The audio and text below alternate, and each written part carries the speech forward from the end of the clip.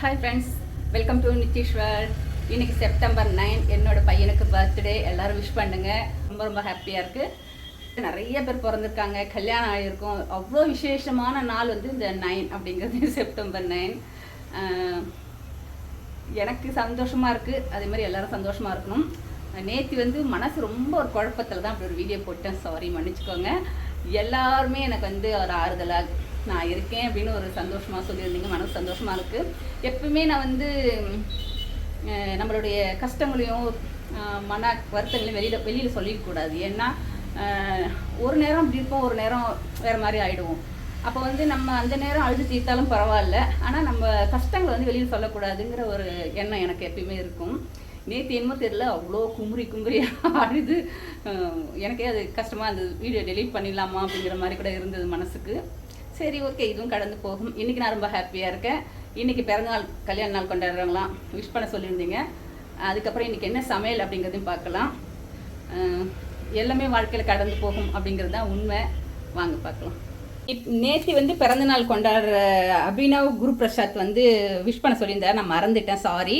Happy birthday Abhinav Guru Prasad. ஹாப்பியாக இருங்க, சந்தோஷமாக இருங்க. வாழ்க்கையில் எல்லாமே வரும் போகும், எதையும் நினச்சி ஃபீல் பண்ணாதீங்க, ஹாப்பியாக இருங்க. அதுக்கப்புறம் இன்றைக்கி வந்து ரஞ்சிதா கார்த்திக், அவங்க பையனுக்கு வந்து பிறந்தநாள் விஷ் பண்ண சொல்லியிருந்தாங்க. ஹாப்பி பர்த்டே, சந்தோஷமாக இருங்க. அது சுதாராணி, அவங்க வந்து 1994 பிறந்தாங்களாம். அன்றைக்கி வந்து விநாயகர் சதுர்த்தி, ரொம்ப ஹாப்பியாக சொல்லியிருந்தாங்க, விஷ் பண்ண சொல்லியிருந்தாங்க. ஹாப்பியாக இருங்க, சந்தோஷமாக. Happy birthday Sudharani.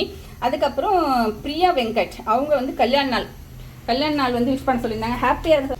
இன்றைக்கி வந்து சமையல் பார்த்திங்கன்னா, இந்த மண் சட்டி வாங்கினதுலேருந்து எனக்கு இதில் சமைக்கிறது ரொம்ப பிடிச்சிருக்கு. இது வந்து இரும்பு. நிறைய பேர் இது பருப்பு வச்சுட்டேன். நீ சமையலுக்கு தேவையானது புடலங்காய் வந்து கூட்டு, வாழைக்காய் கறி, வெண்டைக்காய் சாம்பார், தக்காளி ரசம். இதுதான் நீ சாம்பார். இன்றைக்கி வந்து ஷட் டவுன், கரண்ட்டு கிடையாது, அரைச்சி ஊற்றி எதுவுமே செய்ய முடியாது. இது வந்து சாம்பார் புளி வச்சுருக்கேன். இது ரசத்துக்கு. இனி இதெல்லாம் நறுக்கிட்டு பார்க்கலாம். துன்பங்களையும் கடவுள்கிட்ட சொன்னால் மட்டும்தான் அவர் கேட்பார். இந்த விசேஷ நாட்கள் வந்து வருது போகுது அப்படின்னா எல்லாமே நம்மளுடைய கஷ்டங்களை தீர்க்கறதுக்கு தான். இன்றைக்கி வந்து மாலைப்பட்சம் 2ஆம் நாள் இது சமையல். இது இப்படி ஒவ்வொரு நாளும் ஒவ்வொரு சமையல் பண்ணணும். காய்கறிகளும் அதுக்கு தகுந்த மாதிரி என்னெல்லாம் யூஸ் பண்ணணும் பண்ணக்கூடாதுன்றது அதையெல்லாம் பார்த்து கவனமாக செய்யணும். இறந்துட்டாங்க அவ்வளோதான் அப்படின்னு கிடையாது. நம்ம என்ன செய்யணுமோ வழிபாடு கடவுளுக்கு மேலே அவங்க, ஏன்னா முன்னோர்கள் அப்படிங்கிறது நம்ம கூட வாழ்ந்து மறைஞ்சவங்க அப்படிங்கிறதுனால நம்ம வந்து அவங்கள ரொம்ப நினைவில் வச்சு நம்ம அடுத்த சந்ததிக்கும் சொல்லி கொடுத்து அவங்க கூட வாழ்ந்த நல்லது கெட்டதெல்லாம் நினச்சி அவங்களுக்கு பிடிச்சமானதை செஞ்சு வழிபடுறதான் இந்த மாலைப்பட்சம் 15 நாள். ஆத்மாக்கள்லாம் அங்கே பூமிக்கு வந்து அவங்கவுங்க சந்ததிக்கு தேவையான ஆசீர்வாதங்களை கொடுத்துட்டு போவாங்கங்கிறது ஐதீகம்.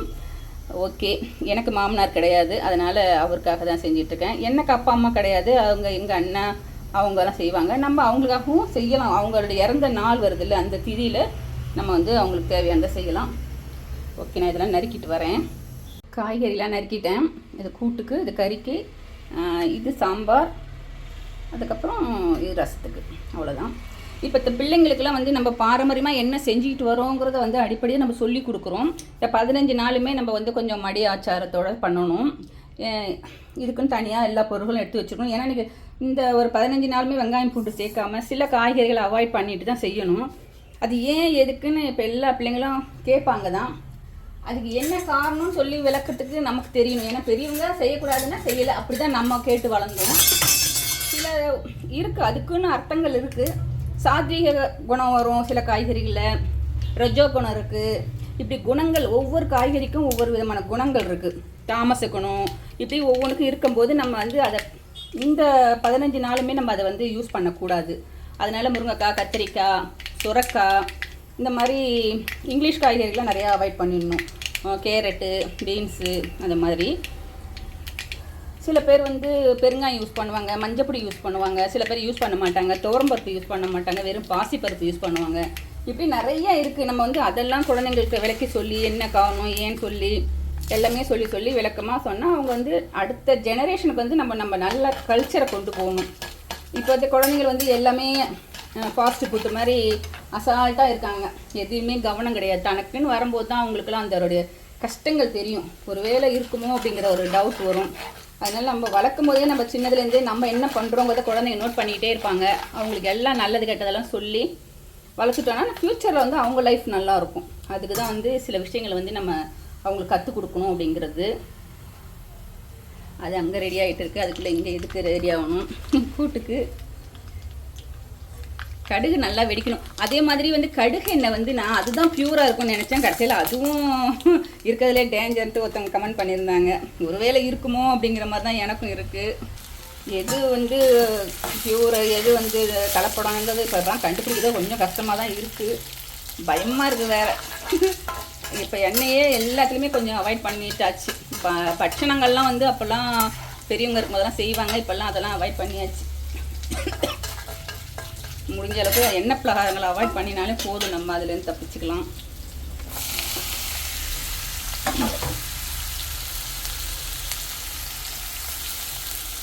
இருக்கும்போது நம்ம வந்து யாரையும் குறை சொல்லவும் வேணாம், சண்டை போடவும் வேணாம், கஷ்டப்படுத்தவும் வேணாம். லைஃப்பை நம்ம யாரையும் திருத்தத்துக்குலாம் வரலாம். அவங்கவுங்க லைஃப்பை அவங்கவுங்க வாழ்ந்துட்டு போக தான் வந்திருக்கோம். ஆனால் நம்ம குழந்தைங்களுக்கு சொல்லித்தர கடமை நமக்கு இருக்குது. அதுலேருந்து நம்ம விளக்கிடக்கூடாது. ஏன்னா சமுதாயம் நாளைக்கு நம்மளை வந்து தப்பாக பேசும். நீ வந்து சரியாக வளர்க்கலை அப்படிங்கிற மாதிரி பேசுறதுக்கு நம்ம வந்து இடம் கொடுக்கக்கூடாது. ஏன்னா குழந்தைங்க வந்து ஆணாகட்டும் பெண்ணாகட்டும் நம்ம வந்து குழந்தைங்களை வந்து கவனமாக வளர்க்கணும். ஆண் குழந்தைங்களுக்கு ஃபஸ்ட்டு பெரியவங்களை மதிக்க கற்றுத் தரணும். பொம்பளை பிள்ளைங்களுக்கு மரியாதை கற்றுக் கொடுக்கணும். இந்த மாதிரி நம்ம வீட்டிலையே நம்ம குழந்தைங்களை நல்லது சொல்லி வளர்க்கும் போது நிச்சயம் தப்பு நடக்காது. அப்படி தான் எனக்கு ஒரு நம்பிக்கை இருக்குது. இந்த பொழுதில் பெரிதொக்கும் தன் மகனை சான்றோன்னு எனக்கு கேட்ட டைம் சொல்கிற மாதிரி என்னுடைய குழந்தை வந்து இன்றைக்கி நல்லா படித்து இப்போ 22 வயசுக்கெல்லாமே எல்என்டி ஆஃபீஸில் ஒர்க் பண்ணிகிட்டு இருக்கான். பிடெக் ஏஐ படிச்சுட்டு. இப்போ இது எனக்கு ரொம்ப பெருமையாக இருக்குது. அவன் தங்கச்சி மேலெல்லாம் அவ்வளோ உயிர், 2 பேர் மேலேயும். நித்யானா அவனுக்கு அவ்வளோ பாசம். அவன் ஸ்கூலில் படிக்கும்போதே ரொம்ப கேரிங்காக இருப்பான் பாப்பா மேலே. எல்கேஜி யூகேஜி எல்லாம் ஒரே ஸ்கூலில் தான் படித்தாங்க. அப்போ அவங்க ஹெச்எம் சொல்லுவாங்க, கார்த்திக் என்ன இவ்வளோ சூப்பராக அவன் தங்கச்சி மேலே பாசமாக இருக்கான், வீட்லேயும் அப்படி தான் இருப்பானா அப்படின்னு கேட்பாங்க. இது என்ன வீட்டில் ஒரு மாதிரி வெளியில் ஒரு மாதிரி பிஹேவ் பண்ணுவாங்களா எனக்குன்னு அப்போ தான் எனக்கே தோணுச்சு. நல்லது கெட்டது எல்லாம் நம்ம சொல்லி கொடுக்கறது தானே இருக்குது. அப்போ குழந்தை வந்து இங்கே ஒரு மாதிரியா ஸ்கூலில் வருமா அப்படிலாம் கிடையாது. வீட்டில் அவன் எப்படி இருக்கானோ அப்படி தான் அவனுக்கா. என்னுடைய குழந்தைங்களுக்கு நான் வந்து மூலதனமாக என்ன சொல்லி கொடுத்தேன், பொய் சொல்லாதீங்க, திருடாதீங்க, ஏமாற்றாதீங்க. இந்த 3 வந்து ஃபாலோ பண்ணிட்டாலே நம்ம வந்து நல்ல ஒரு சக்ஸஸ்ஃபுல் மனுஷனாக அந்த உலகத்தில் வாழ முடியும் அப்படின்னு சொல்லி கொடுத்துருக்கிறதுனால அவங்களும் அந்த மாதிரி ஃபாலோ பண்ணிட்டு வராங்க. ஈவன் நித்யா கூட பாருங்கள், சூப்பராக அவள் உண்டு, வேலை உண்டு, அவளால யாருக்கும் எந்த தொந்தரவும் வராத அளவுக்கு தான் அவள் இது வரைக்கும் வாழ்ந்துட்டு வரா. ஹெல்ப்பிங் மைண்டு நிறையா இருக்கும் அவளுக்கு. அவளுக்கே ஒரு ஆள் தேவைப்படும். ஆனால் அவள் வந்து முடியாத குழந்தைங்களுக்கு வந்து ஹெல்ப் பண்ணணும்னு ஆசைப்படுவாள். வெளியில் எங்கேயா அழைச்சிட்டு போயிட்டா அவள் ஹெல்ப் பண்ணுவாள். அப்போ அது ரொம்ப ஹாப்பியாக இருக்கும் எனக்கு. பரவாயில்ல, நம்ம குழந்தைக்கு அந்த ஹெல்ப்பிங் மைண்டெல்லாம் இருக்குது அப்படிங்கிற மாதிரி. விளையும் பயிர் மலையிலே தெரிஞ்சு சொல்கிற மாதிரி நம்ம குழந்தைங்கள நம்ம தான் ஃபுல் இன்சார்ஜ். அதனால் நல்லதெல்லாம் சொல்லி கொடுப்போம், நல்லபடியாக வளர்க்கணும் குழந்தைங்கள, அவ்வளோதான். இதுவும் அதுவும் கொஞ்சம் வேகணும். வேகனதுக்கப்புறம் ரெடி பண்ணிக்கலாம்.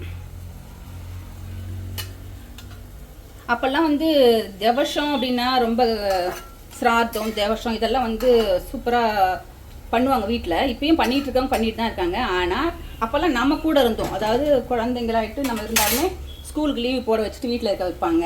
நாளாக இருந்திருக்கேன். எங்கள் பாட்டி தேவசம் தாத்தாக்கு தேவசம் சொல்லிவிட்டு அந்த லீவு போட்டுட்டு வந்து அட்டன் பண்ணுறதுங்கிறது அவ்வளோ சூப்பரான ஒரு விஷயமா இருந்தது. இப்போல்லாம் அப்படி கிடையாது. முக்கியமான விஷயமா இருந்தால் கூட லீவு தர மாட்டேங்கிறாங்க. என்ன பண்ணுறது, எது முக்கியம் நீங்களே டிசைட் பண்ணுங்கள், மார்க் வரலன்னு என்ன கேட்காதீங்க அப்படின்னு ஸ்கூல்லேருந்து ஒரே டீச்சர் சொல்கிறாங்க. இப்படிலாம் இருக்குது, என்ன பண்ண முடியும் சொல்லுங்கள் பார்ப்போம்.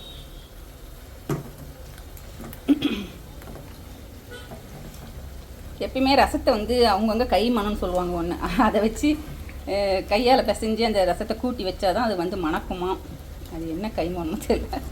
போடுற என்னென்ன பொருள் போடுறோமோ அது போட்டாலுமே இந்த கைமணம்னு ஒன்று இருக்கும். என்னுடைய கைமணத்துக்கு எப்படி இருக்குன்னு தெரியல. எங்கள் வீட்டில் எல்லாம் நல்லா இருக்குன்னு தான் சொல்லுவாங்க. அவ்வளோதான். இதை ரெடி பண்ணிவிட்டு இதை நல்லா கொதிச்சதுக்கப்புறம் அது பேர் என்ன, பருப்பு ஜலம் விட வேண்டியது தான். இப்போ பார்த்தீங்கன்னா கூட்டு, ரசம், கறி 3 ரெடி ஆகிடுச்சா. சாதம் ரெடி ஆகிடுச்சா ஆல்ரெடி. இப்போ தேங்காய் எதுக்குமே கிடையாது. ஏன்னா தேங்காய் கொஞ்சம் இருக்குது, அரைச்சிலாம் விட முடியாது கூட்டுக்கலாம். கரண்ட் இல்லை. பெருங்காயம் ஊற்ற மறந்துட்டேன், கொஞ்சம் கொஞ்சம் ஊற்றுவோம். பெருங்காயம் இல்லை சமையல் மணக்காது.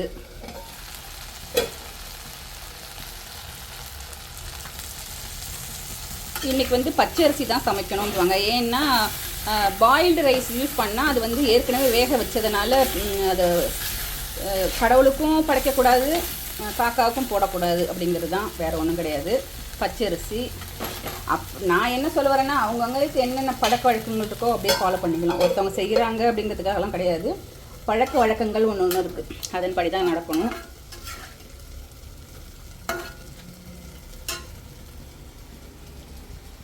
சில ரசம் வந்து நல்லா கொதிக்கணும், அந்த பச்சை ஸ்மெல் போகிற அளவுக்கு. சில ரசங்கள் கொதிக்கக்கூடாது, அப்படியே நுரைச்சி வரணும். இது வந்து நல்லா அந்த பச்சை ஸ்மெல், அதாவது புளி வாசனை, மிளகாய் புளி வாசனைலாம் போயிட்டு அதுக்கப்புறமா நல்லா அந்த பருப்பு ஜலம் வந்து அப்படியே பருப்பாக போடக்கூடாது, தண்ணியாக விடணும். தக்காளிலாம் வெந்து, ஏன்னா இதில் ஒன்றுமே பூண்டெல்லாம் கிடையாது, ஒன்றும் கிடையாது. அதே மாதிரி இந்த கூட்டுக்கு வந்து அரைச்சி விடணும். ஆனால் கரண்ட் இல்லாத காரணத்தினால நான் வெறும் பருப்பை மட்டும் போட்டுறேன். பொரிச்ச குழம்பு மாதிரி அரைச்சி விடணும், ஆனால் இல்லை. சரி, ஓகே. இது நல்லா வெந்துச்சுன்னா கொஞ்சம் தேங்காய் போட்டால் முடிஞ்சது. கூட்டு நல்லா வேகணும். இது தாளித்து கொட்டணும். தேங்காய் வாழைக்காய் கறி ரெடி ஆகிடுது.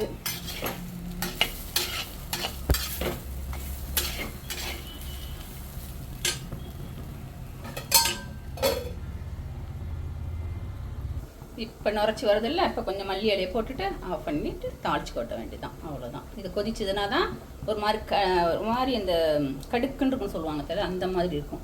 ஈய சொம்பில் வச்சிங்கன்னா இன்னும் சூப்பராக இருக்கும். பட்டுன்னு இறக்கிட்டு யூஸ் பண்ணிக்கலாம், கெட்டும் போகாது.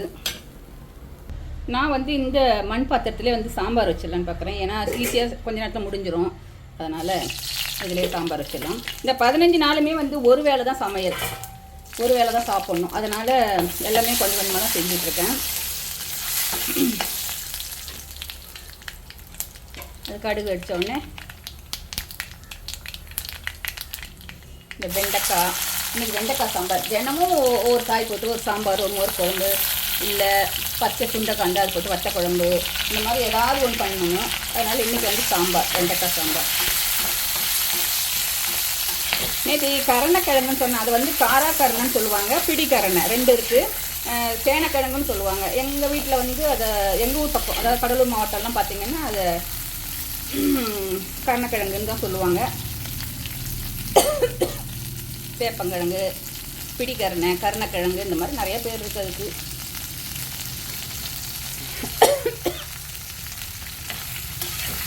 இதெல்லாம் நல்லா வதங்கட்டும். வெண்டைக்காய் வந்து ரொம்பவும் வதங்கணும்னு அவசியம் இல்லை. புளி குழம்புக்கெல்லாம் வதக்கணும்ல, அப்படிலாம் வதக்கணும்னு அவசியம் இல்லை. லேசாக இந்த தக்காளியும் அதுவும் வதங்கினா போதும். புளி தண்ணி வச்சிடலாம். அது நல்லா வேகணும். இதில் கொஞ்சம் மஞ்சள் பொடி போட்டுருவோம். கடுமையான வெயில பாருங்கள், அவ்வளவும் செடிங்கெல்லாம் தவிச்சு போகுது. நம்ம செல்லக்குட்டி தண்ணி ஊற்றுறதுனால அது கூட கொஞ்சம் பரவாயில்ல. போட்ட வெண்டைக்காய் நல்லா வெந்துருச்சு, தக்காளி மசிஞ்சிச்சு பாருங்கள், இவ்வளோ தான். இப்போ வந்து டக்குன்னு நம்ம வேக வச்ச பருப்பை ஊற்றிட்டாக்கா முடிஞ்சுது. சாம்பார் ரெடி. அரை மணி நேரத்தில் சமையல் ரெடி. அவ்வளோதான். ஒரு கொதி வந்தோடனே ஆஃப் பண்ணிட வேண்டியதான். கொதிக்கணும். ஒரு கொதி நல்லா வந்தால் தான் சூப்பராக மணக்கும் சாம்பார். வெண்டைக்காய் சாம்பார் ரெடி. அதுக்கப்புறம் கூட்டு, இது கறி, இது ரசம். ஓகேவா? இது சாதம், பச்சரிசி சாதம். இனி பூஜை பண்ணிவிட்டு தர்ப்பணம் பண்ணிவிட்டு காக்கா போட்டுட்டு சாப்பிட வேண்டியது தான். சமையல்லாம் முடிஞ்சது. கொஞ்சம் ரிலாக்ஸ் பண்ணிக்கிட்டு அதுக்கப்புறம் நான் கடைக்கு போவேன். அவங்க அப்பா வந்து பூஜையெல்லாம் பண்ணிவிட்டு 1 மணிக்கு மேலே வந்து சாப்பிட்டுட்டு அவர் மறுபடியும் ரொட்டீன் ஓடிட்டு தான் இருக்கும். ஓகே, இந்த வீடியோ உங்களுக்கு பிடிச்சிருக்குன்னு நினைக்கிறேன். ஹாப்பியாக இருங்க, சந்தோஷமாக இருங்க. மீண்டும் நாளைக்கு ஒரு வீடியோ பார்க்கலாம். எல்லாருக்கும் பர்த்டே கொண்டாடுறவங்க, கல்யாண நாள், இவங்களுக்கெல்லாம் வந்து மறுபடியும் வாழ்த்துக்களை சொல்லிக்கிறேன். ஹாப்பியாக இருங்க. இதுவும் கடந்து போகும். நானும் ஹாப்பியாக இருக்கேன், நீங்களும் ஹாப்பியாக இருங்க. நித்யஸ்ரீ வந்து ஈவினிங் வருவா. ஓகே, தேங்க்யூ ஃபார் வாட்சிங்.